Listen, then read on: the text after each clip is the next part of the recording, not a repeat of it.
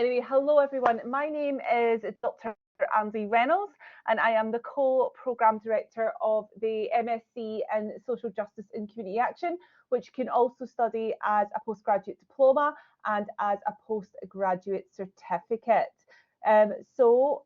Moving on to the, sorry, I've got some low bars here.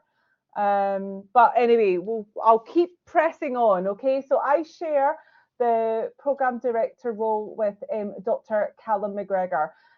So you will meet Callum as well if you are going to be coming on to our programme.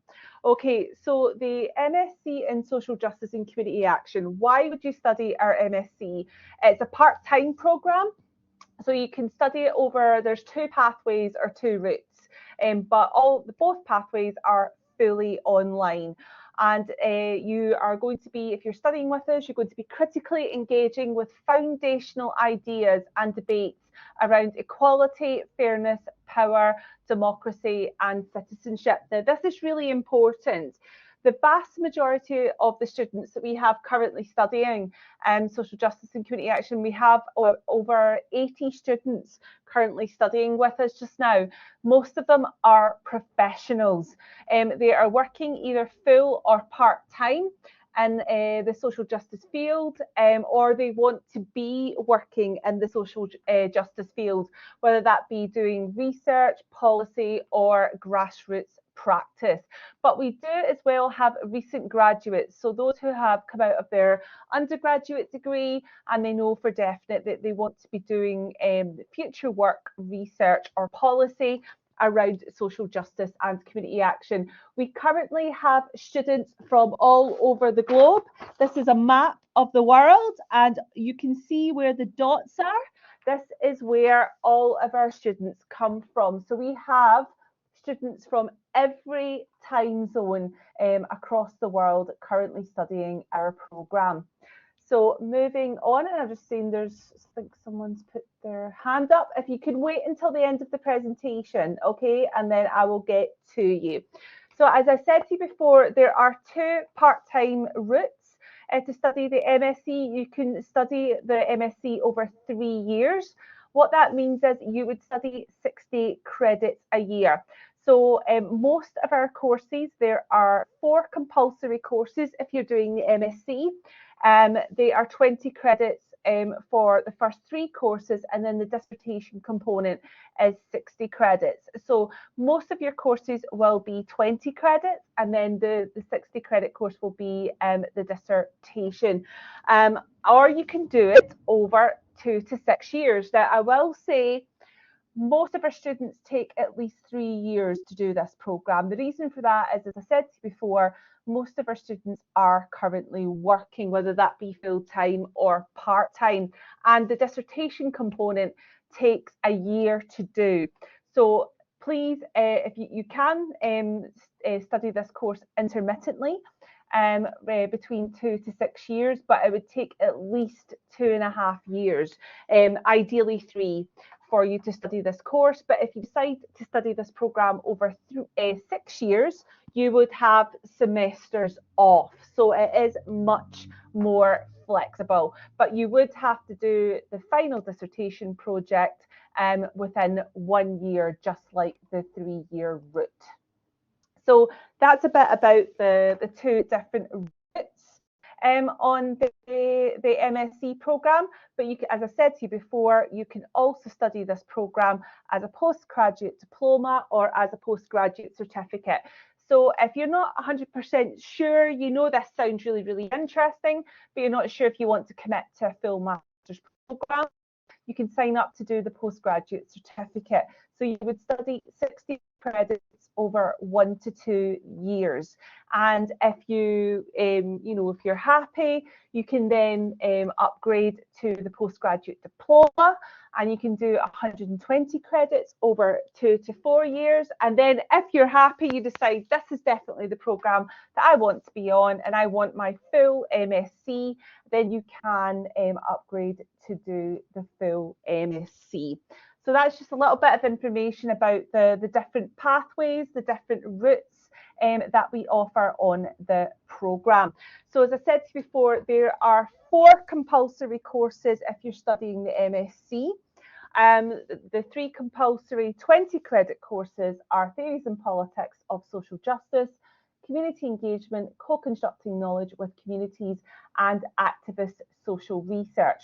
Now, if you're doing the Postgraduate Diploma or the Postgraduate Certificate, there's only 2 compulsory courses. These are Theories and Politics of Social Justice and Community Engagement, Co-Constructing Knowledge with Communities. It's only MSc students that would have to study Activist Social Research and the Dissertation or Applied Research Project. The reason for that is the Activist Social Research course gives you the skills to be able to do the dissertation or the Applied Research Project.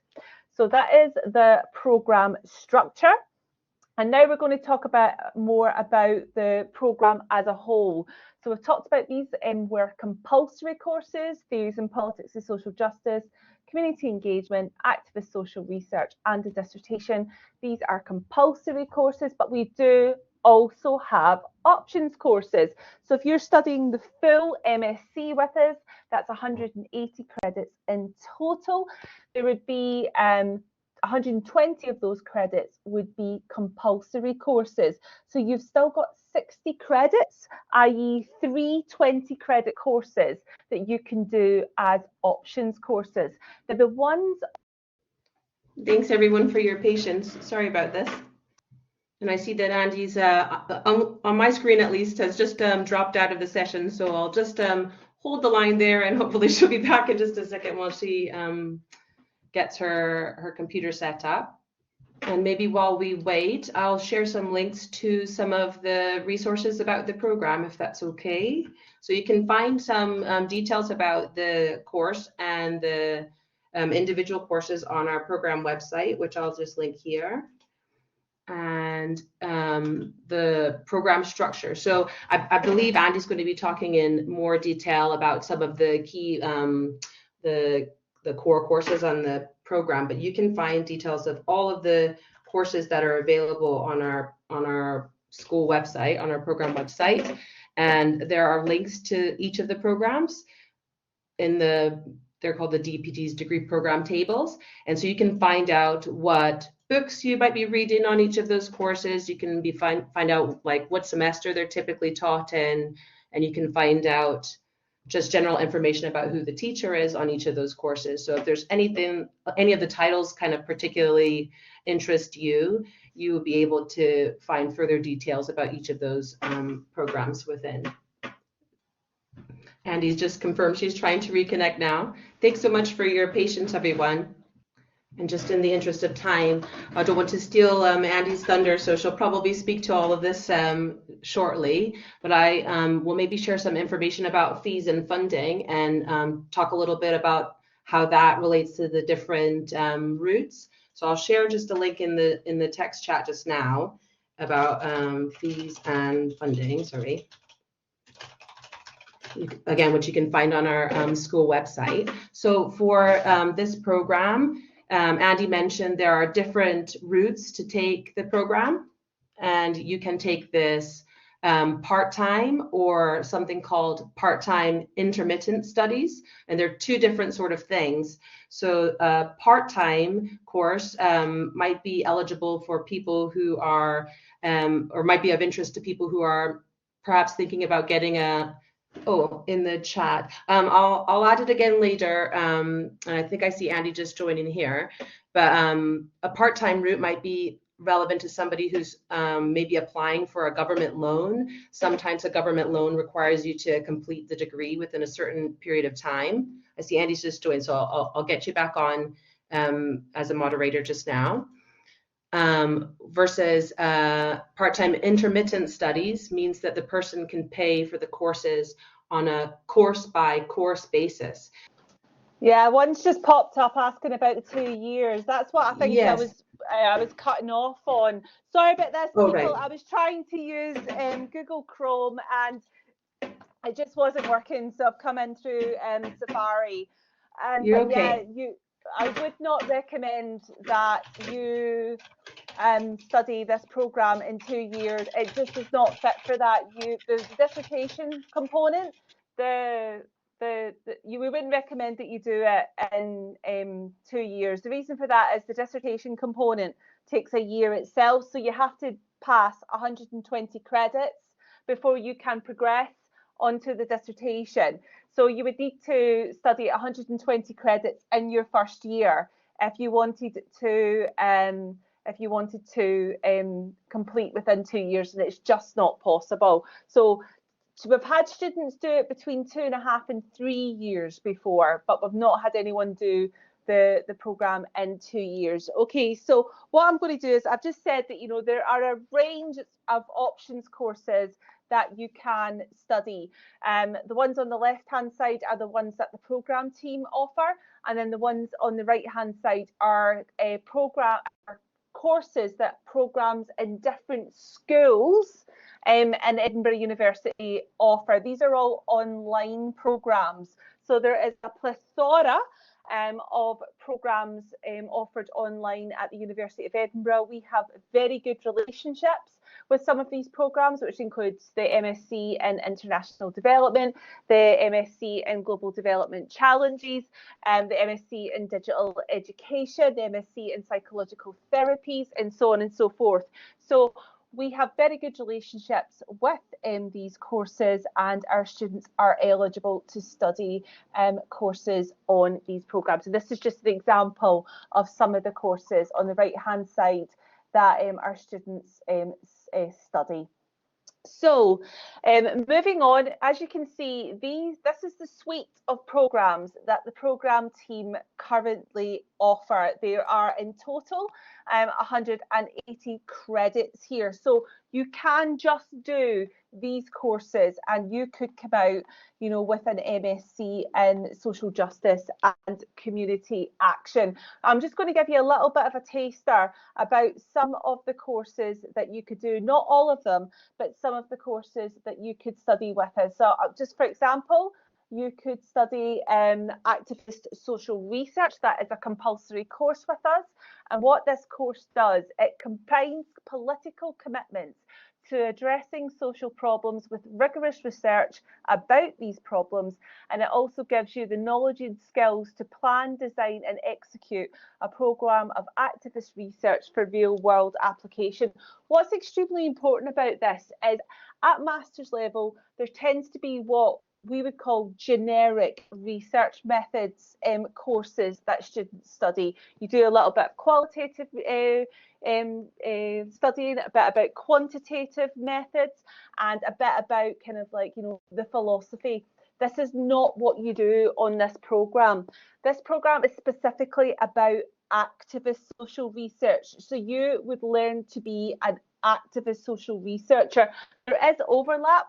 There are, methodologies and methods that are borrowed from things like ethnography, from, policy analysis. So, but you are going to learn a very different way of doing research on this programme, which our students regularly and commonly cite as one of the real draws of this programme. So it's mostly about doing research with more socially marginalised populations, and doing that in a very ethical and participatory manner, which is very different from other research courses that you will get on other master's programmes.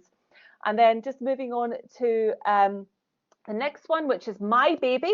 If you study this course, you'll be studying this course with me, which is called Working with Children and Young People for Social Justice.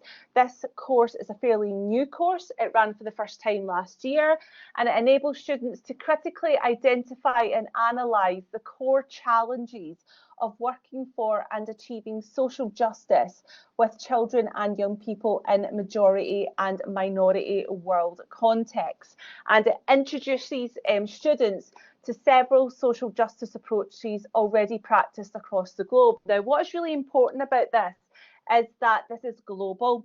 we talk about working with children and young people across the globe. My own professional background is working with children and young people, and I've worked in many different contexts. So I've worked in Latin America, I've worked in North America, I've worked in Europe, I've worked in Africa, and I've worked in Australasia as well. So I have been about, so to speak, and I've worked with children and young people in very different contexts with very different claims to knowledge. So this is what this course is all about, and learning about how to do social justice work with children and young people. And then we have policy analysis for social justice, which goes through the challenges of enacting social justice ideas, principles and practices in policy making processes. One of the key learning outcomes of this course is about understanding how powerful policy can be in practice, and to understand how policy is constructed to then deconstruct that. And what this course does is it offers a range of frameworks and strategies for shaping and influencing the policy process in different contexts. So in the assessment for this course, what you would do is you would do a policy briefing. You would construct a policy briefing regarding a particular policy that was currently in action. That can be, a national policy, an international policy, or it can be something very, very local. But a briefing would be about how you would galvanize people together to change that particular policy due to your analysis of that policy, and to give put forward a manifesto of how you could do that policy and enact that policy better. But we have other courses such as Learning for Democracy, which is about the changing relations between the state, economy and civil society. We have community engagement, co-constructing knowledge with communities, which is all about, applying social justice ideas and principles to engagement practices in community-based settings across the globe. We have theories and politics of social justice, which is all about exploring the competing ways that social justice is defined, theorised and operationalised across the globe. We also have organisational management for social justice, which is what is meant by organisational management for social justice and its purposes. So how do we create organisations that have social justice at its core? And then, as I said to you before, we have the Dissertation and Applied Research Project, which is an activist research project that investigates a social justice issue of your choice, and it can be theoretical, but you could also do, it can be hypothetical, or you can also do an applied research project in your own work and or in your volunteering, and that is a 1-year duration. So that is just a brief overview of the programme and what we offer. What we would say is to you, as this is a part-time programme, we would recommend that you do not take more than 2 courses per semester. So that is enough. For each course, you are going to be spending approximately around 15 hours a week. That includes the reading, that includes listening to the online materials, and that includes being involved either in live tutorials or on asynchronous, which is not live, discussion forums each week. So for each 20 credit course, you can expect approximately 24 hours of lecturer contact time. So that will be through either pre-recorded or live lectures, mostly pre-recorded because we have students from all over the globe. But also we will be interacting with you in either live tutorials or mostly in the asynchronous discussion forums. So we will be interacting with you at least 24 hours for each 20 credit course. And we make use of both synchronous and asynchronous spaces. We try and pre-record as much material as possible because you're all the vast majority of you will be working, and you are from different parts of the world. However, we do strongly encourage you to work together on this programme and to find spaces and time where you can work together synchronously or asynchronously, and we give you methods and means to be able to do that, to study around your own commitments. So where are our students currently? Well, apart from our students that are currently studying this programme, but as I said to you before, they are also working. So our students can be found, and our graduates can be found in these following areas, such as community organising, social and public policy making, working within humanitarian organisations. We have people who work for the United Nations, UNICEF, and so on and so forth. We have a lot of students who do a lot of rights-based development work, and they're wanting to bring more community engagement and bottom-up approaches to their practice. Working for government, whether that be local, regional or national government, but we also have a plethora of students who are working for the charity sector or the not-for-profit sector, as it's called in other parts of the world. And we do have people who are teachers. We have people who are head teachers, want to learn more about social justice. We also have popular educators and online digital pedagogues who want to learn more about social justice. But we also have students who have gone on to do doctoral study and have decided that through doing our programme that they want to be in academia, or they want to be doing research and consultancy work, monitoring, evaluation, accountability and learning work, but also in the voluntary sector, or with community groups or voluntary action, advocacy and campaigning work, trade unionists, around climate justice. We have more and more students who are choosing to focus on climate justice. That's where they want their careers to go. We do a lot of work on this programme on climate justice. Journalism, we had someone on our programme who just recently graduated who still works for the New York Times. So there you go, and law and prison reform. So yes, that is everything for me. Apologies again for cutting out. I hope you've been able to hear the rest of the presentation. And Aiko, I'll leave it over to you. Well, thank you so much, Andie. I'm so glad you're able to get back in. Yes, I was trying to waffle on about fees and funding just to hold the floor until you could get back in. And I take it you can hear me okay. You could hear me typing. Sorry about that. So that's fantastic. A lovely whirlwind overview of the program. And so now we will move on to any questions. So I think the next slide will show you how to do that.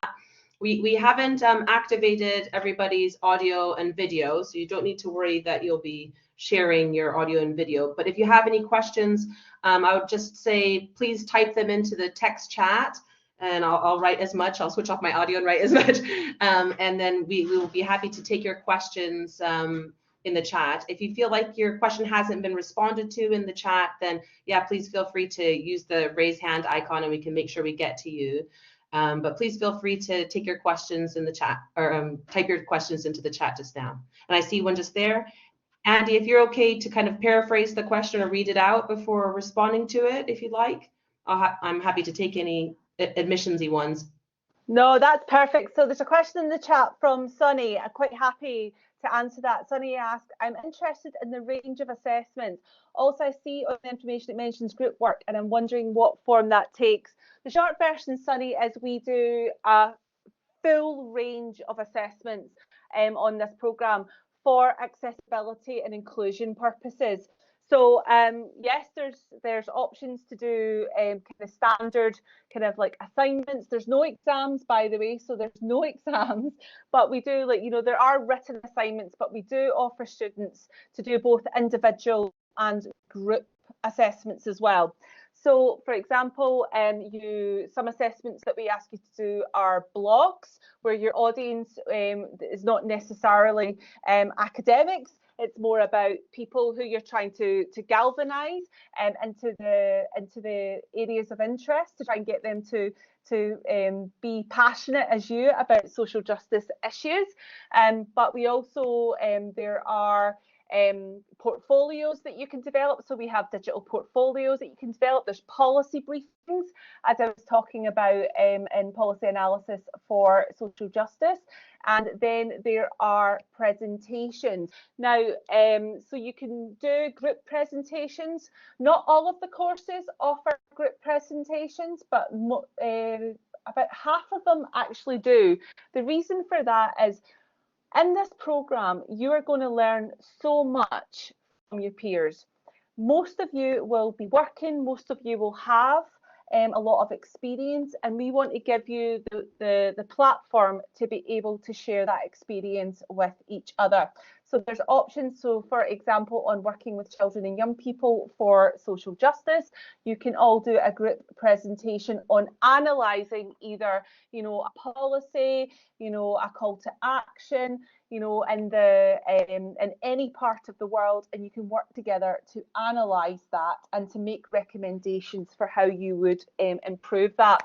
On organisational management for social justice, there is an organisational case profile that you could do, and you can choose how you want to do that. So you can do it as a standard essay, you can do it as an infogram, you can do it as a presentation, you can do it as a wiki. You've got carte blanche. We use the principles and practices of digital education pedagogy on this programme. So we give you as much creativity as possible. So we offer a wide range of assessment options and opportunities. Also, for students who do not feel comfortable, we would recommend that you do work in groups. However, we recognise that not everyone is comfortable in doing that. We also would offer you the ability to do these assessments individually as well. Inclusion goes both ways. Okay, so the next one we have is Sharia. Is that right, Sharia? I'll be a self-funded student and would like to make sure I'm spending my money ethically. Can you share more about your department, university's commitment to social justice and decolonisation with the help to decision making? Well, we practice, you know, decolonisation, you know, at the University of Edinburgh. We actively are working towards the decolonising the curriculum movement. I've just recently published a chapter on teaching sensitive subjects around teaching the impact of colonialism to UK higher education institutions, where I discuss the importance of teaching, such as critical whiteness studies, such as critical race theory, you know, in higher education spaces, to challenge, you know, existing white privilege and privilege structures, you know, within higher education. And the vast majority, you know, of the programme team are already doing that. All of us are also research active. We're working on numerous projects. I'm currently working with the United Nations High Commission for Refugees on the 15 by 30 agenda, which is to make 15% of all refugees being able to access higher education by 2030. So I'm doing an evidence review with the UNHCR across 12 different countries, so that the most marginalised populations in the world, i.e. refugees, are able to access higher education and are able to access scholarships and funding support to be able to do that work. All of the team is research active and working actively on areas related to social justice. My colleague Callum McGregor, he does a lot of work on climate justice. My colleague Claire Benner, she's doing a lot of work right now in mutual aid and the cost of living crisis that's currently going on across the globe. And my colleague Sarah Ward is doing loads of work with children and young people with regards to their activism and their anxieties around the climate emergency in the world. But I can see that ICO has shared some links, Saria, so you can find out more about the wonderful work that we're all doing from that link. Okay, and then Muna, oh, thank you so much. is on timed examination. Is that a thing? We do not do examinations, Muna. We don't do examinations on this programme. All of the assessments are continuous assessments. So for each course, there will be a minimum of 1 assessment or a maximum of 2 assessments for each course. Usually if there's 2, there'll be a group work component and there will be an individual component. But you'll be given, time to do that. There's no exam. This course is not about you trying to cram as much information into your head and then regurgitate it for an exam. What we want you to do is we want you to go very, very deeply into areas of social justice that you are most passionate about. And to give you, because as you know, as I've said previously, the vast majority of our students that enrol on this programme, they know what they want to do. And they use this programme as a way to find out about the elements of social justice that they are most interested in. So in fact, in some of our, believe it or not, in some of our courses, we actually give you the opportunity to write your own assessment question. Why do we do that? Because we know that you want to study particular aspects of social justice that is most relevant for your career. Now, there's certain things where you can't really do that. For example, activist social research, where you need to learn about all the different aspects in the course. However, you have got full creativity and autonomy over the research project that you want to design. So this course, this programme, is all about you. And it gives you the tools to be able to design a programme around you. And that is what we set out to create. And we hope that that will be, one of the takeaways that you will take from this studying on this programme, because it is very unique in that aspect. Okay. Any more questions? Is there an online digital library to access the books on the reading list? Fantastic question. Is it? I'm just going to say D. Okay, I'm just going to call you D. Everything is online. So at the University of Edinburgh, we have a database that's called Discover Ed, and all of the material that we use, all the material that you need to use on this programme is all available online. So it's all digital books, digital journals, everything is available online. If you find something that you want to use, for example, in your essays, in your group work projects, but you can't find a digital copy of it, you can request through the University of Edinburgh to get a digitised copy, whether it's a journal article or whether it is a chapter. Okay, you can request to get that digitised, and it happens pretty fast. We can usually get that turned around for you in a couple of days. So anything, everything that is pre-reading for this programme is all available. It's all digitised, but anything else additionally that you need, we can get it digitised for you in a very short time frame. Okay, thank you, Dee. I hope you watch it later. Any other questions? Yeah, keep the questions coming. They're great. They've been great so far. Nice to have a chance to hear from everyone as well. I've written the same, so please type your questions in the chat. Oh, there's one's come in. Yes, absolutely, Jude. Yes, we would encourage you. This is what I'm saying about this programme. Whilst you can study 180 credits of just our courses, so that's all the courses that I outlined, theories in politics, community engagement, activist social research, the dissertation, organisational management, policy analysis, working with children and young people for social justice, and learning for democracy. You don't have to. You do have to study 120 credits with us, so theories in politics, community engagement, activist social research, and a dissertation. but then you've got 60 credits that you can choose to do courses in other schools, in other programs within the University of Edinburgh. We have a plethora of online programs at the University of Edinburgh. So the vast majority of our students will do options courses on the Edinburgh Future Institute programs. So one of our students is currently doing narratives and capitalism. There's another one that's doing data mining. One's around big data. So you've got all of the courses that are offered by the Edinburgh Futures Institute. There's an opportunity to study these MSc programs.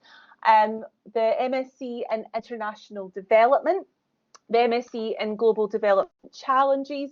There's also a new online MSc in children and young people, psychological approaches to working with children and young people, health, global health, social policy.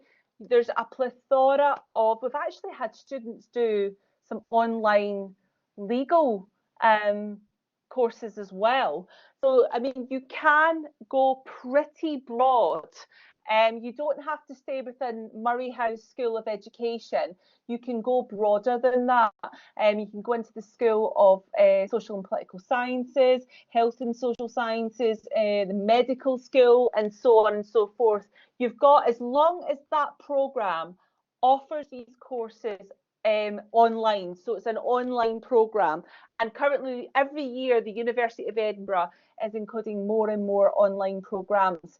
Yes, so that would be it. You just need to seek approval from the course organiser. So what happens is every year we will send you an online form to say this is what is available within us, and these are other options available outside the school.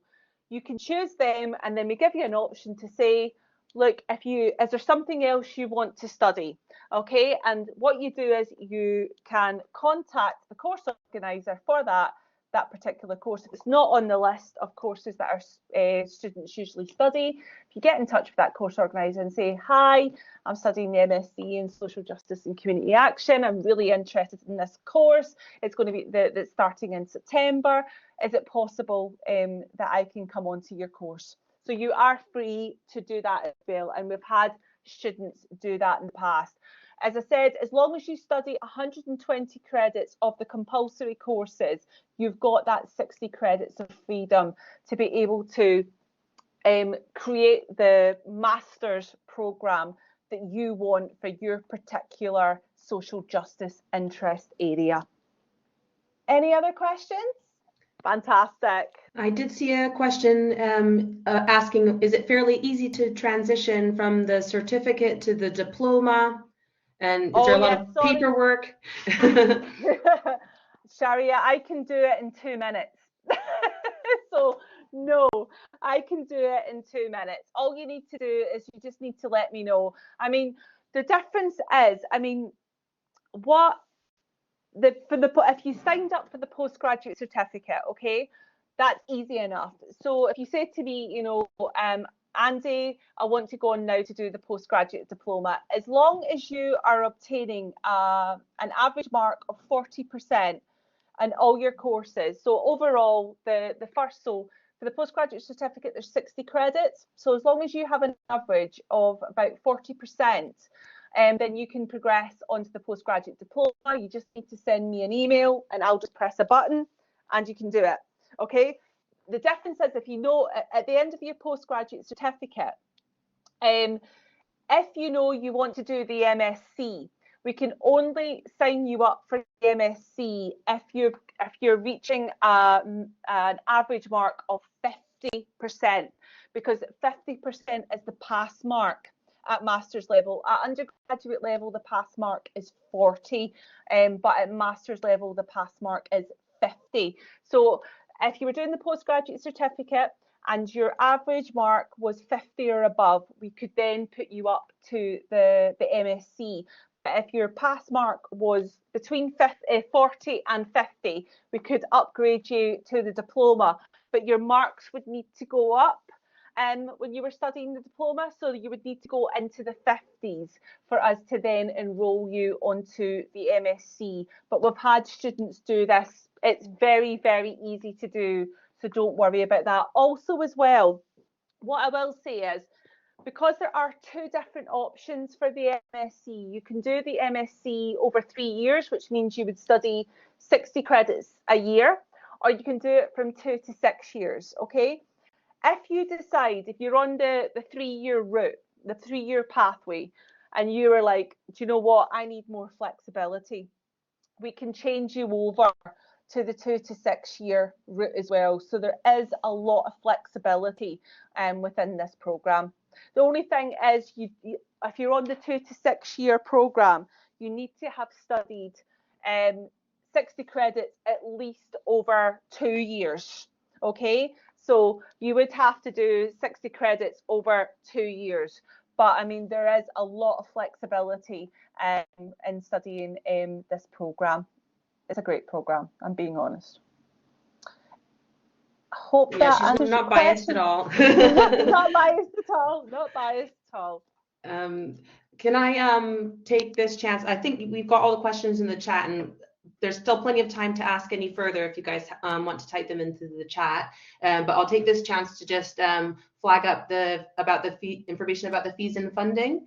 So Okay. you mentioned that, as you say, there's two different kind of routes for the master's, the 3-year part-time route, and then you've mentioned that there's the 2 to 6 year part-time intermittent study route.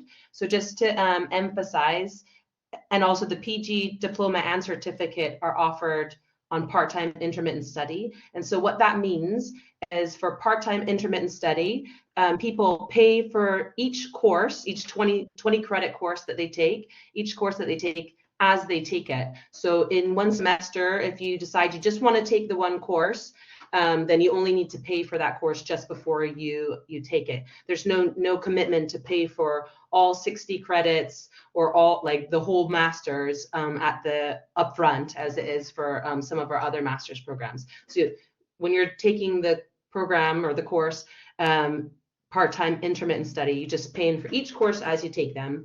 And also there's been a commitment to the university. So typically the tuition fees will increase with inflation over time, but there's been a commitment from the university that I'll read it verbatim just to make sure I say it properly, but the annual fee charge will be fixed at the level charged on the year of entry. And so that means when you join the program, if you start the program in September this year, for example, then even if you complete your master's, take your final dissertation course in 5 years from now, you'll still be paying the university rate that is from this September. So they've committed to holding the tuition fee rates. So you can get a good sense of exactly how much you should be expecting to need to pay or save for the full master's at this point. So I think that's worth flagging up, and also include the link to the fees and funding page. And I want to note that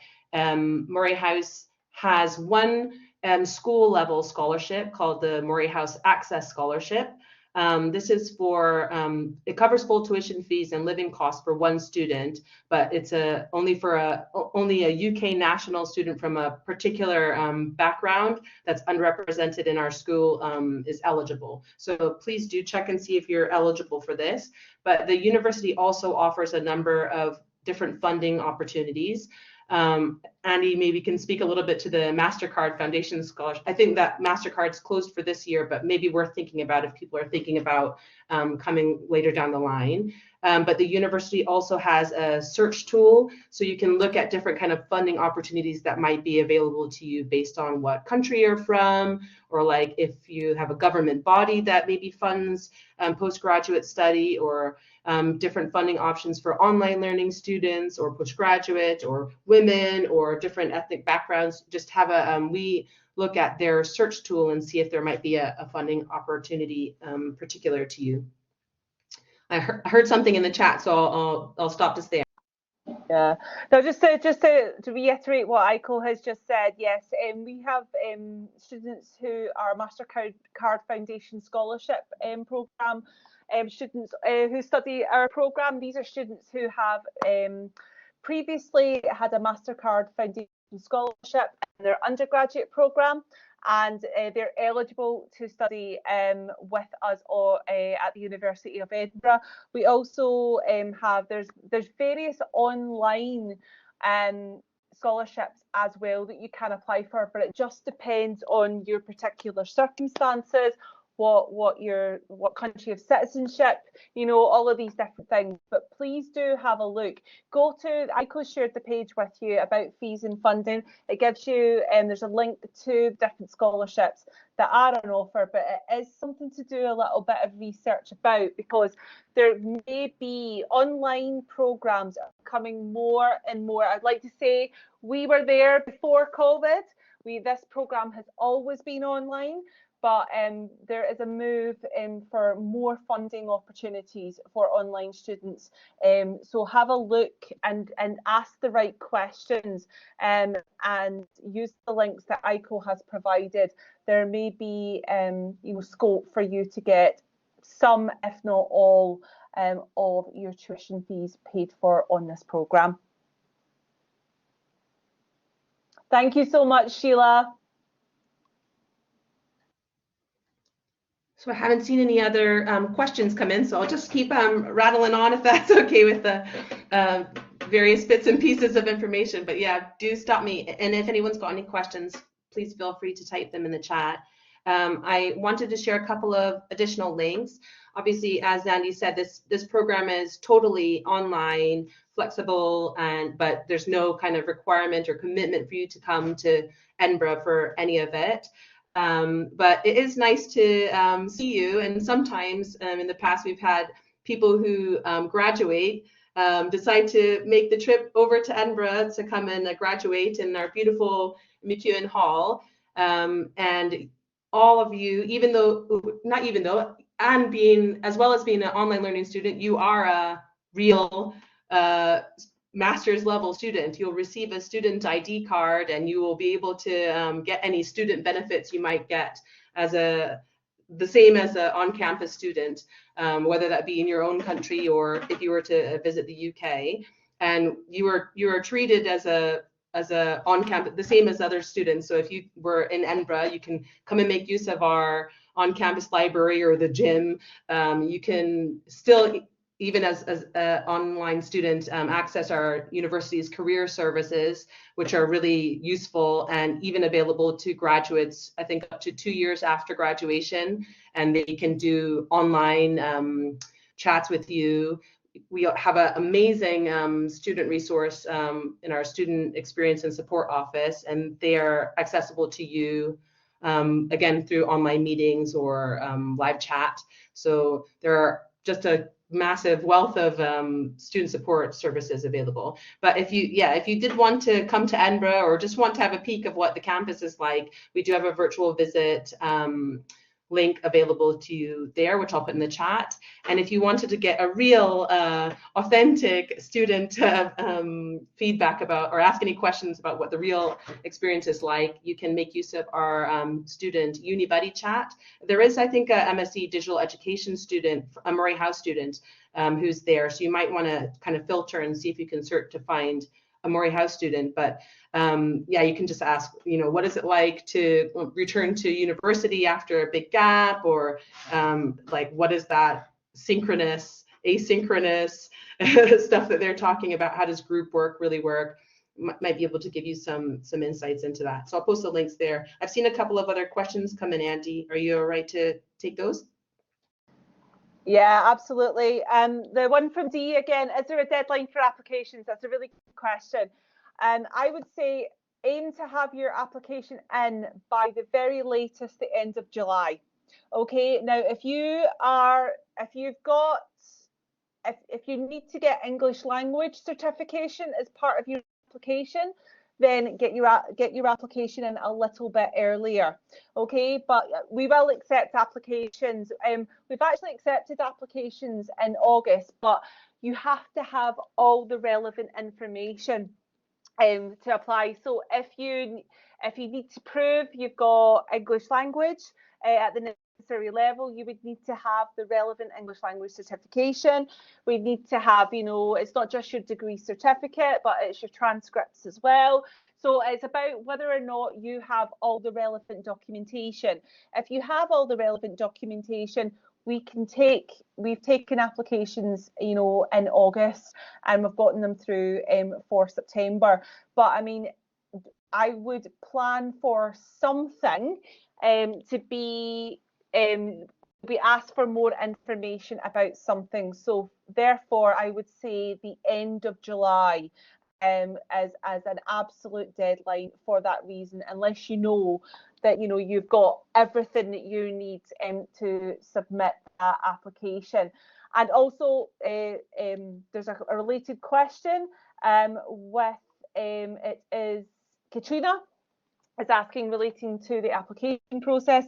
I wouldn't have a referee from an academic establishment. It's a really good question. Now, one of the things is that because we are the University of Edinburgh, we have quite stringent, you know, we have admissions criteria. So we do ask for, you know, at least an upper second class honours degree, and you know, from a good university as part of the criteria. However, if you do not have that, then you have a wealth of professional practice experience related to the field of social justice, we will consider your application.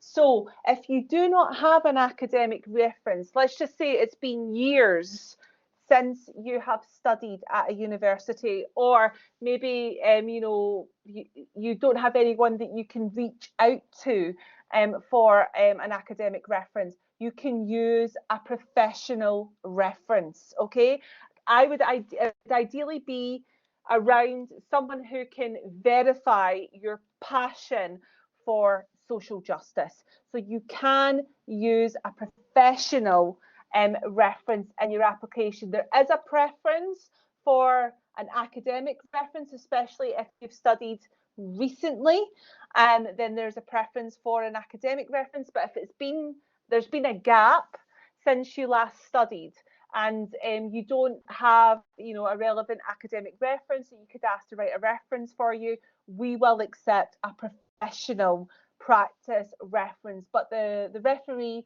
should be talking about your diligence and your commitment to all things social justice. I hope that helps, Katrina.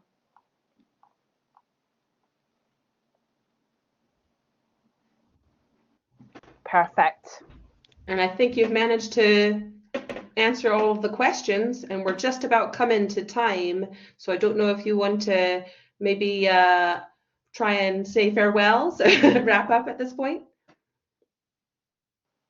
I just want to say thank you to everyone for taking the time to come. I really, really appreciate it. Apologies for my slightly dodgy internet connection.